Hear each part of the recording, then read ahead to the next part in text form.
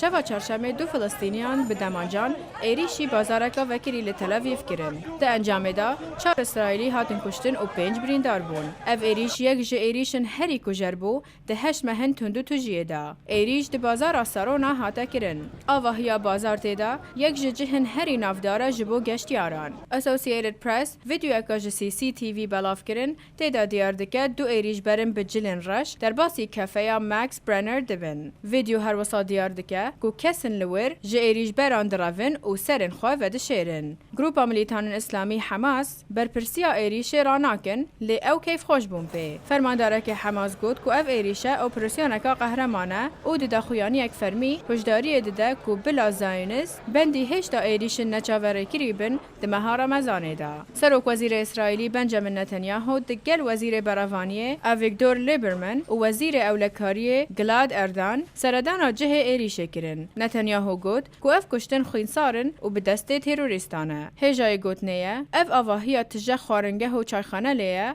برانبری ناوند ارتش اسرائیلی دکوه. راویندوسکی دنگ امریکا